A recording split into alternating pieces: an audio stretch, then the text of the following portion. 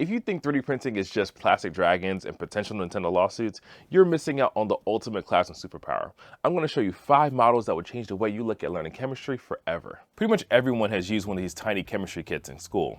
They're really small, they hurt your fingers to take apart, and if you're sitting in the back of the classroom, good luck seeing what the teacher is holding. But I cannot see, I'm legally blind. Shut up. I definitely had 20/20 vision, and I don't have astigmatism. But who needs glasses when you have a mini factory at your fingertips?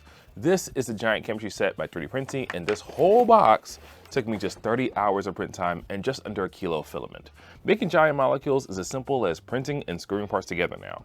You just take the connector that you want to use, add a cap, and screw it into the atom you choose. I printed most of this out of PLA, but just make sure for these double bonds, you use PETG so they can be flexy, but not too floppy. In my opinion, 3D Printing absolutely nailed this design. My only critique, the original files didn't include a 6-bond atom, so I modeled one myself, which you can find down in the description below for free. But overall, this is a great model. Easy 10 out of 10. Now, if you aren't a chemistry nerd, you might be wondering what on earth this abstract sculpture is. But chemistry folks watching this right now are currently losing their minds. This is an electron orbit model by Matt T. Kai. In textbooks, they show you flat, confusing pictures of where electrons live around the nucleus.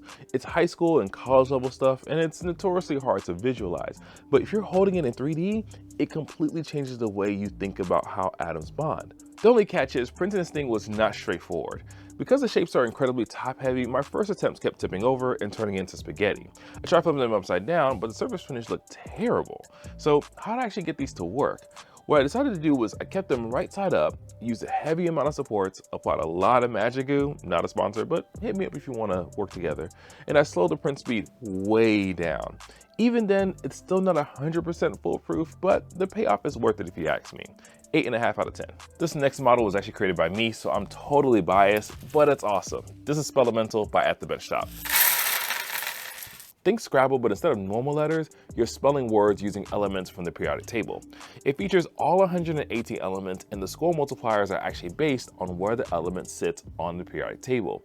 It takes about 16 hours of print time and 328 grams of filament, but it's a brilliant way to trick yourself and others into learning the elements while arguing what counts as an actual word. I have a full video coming soon on how I designed this, but you can grab the files right now in the description to print on your own. It even fits on a standard Scrabble board. And hey, if you don't have a 3D printer, we actually make these kits on our website at thebenchtop.com. So am I biased? Yes, but it's a 10 out of 10. After you've become the Spell-emental champ, now it's time to really test your memory. This is the flip panel periodic table by 9%. Believe it or not, this was printed all in one go, and it comes straight off the printer and can do this. If I can get it to go. There we go. Each element is a flip tile that can rotate to reveal what's behind it. It's a great way to test yourself and others on how well you really know the periodic table. I actually like this model so much I printed it twice, this time as big as my printer would allow, and see if it would be even better. And spoiler alert, it is.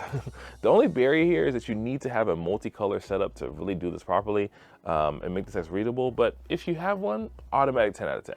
Just like the last model, this prints entirely in one piece with no assembly required, and it shows you the energy levels and all the electrons of a particular atom. And the dedication here is wild. Roberto modeled one of these for every single element on the periodic table. Trust me, that takes a lot of time. As someone who's modeled 118 elements for Spell-emental, that's a massive grind. But for about 50 grams of filament and a couple hours of printing, this is like a no-brainer print to me. And by the way, did I mention that it spins? So I'm definitely giving this a 9.5 out of 10. My only gripe is I'm not the biggest fan of the font choice, but I would definitely say go and print this. So that's just 5 examples of how a single 3D printer can completely transform a classroom from boring textbooks and screens to hands-on learning. If we can get this video to 25 likes, which I know we can do, I'll drop more vids covering the best prints for math, biology, and even more chemistry. Let me know what you'd like to see down in the comments below. If you're a teacher or a parent who wants these tools but don't have a printer yet, head over to atthebenchtop.com, where we're on a mission to bring hands-on learning back to schools, and we're building the tools to help you do just that.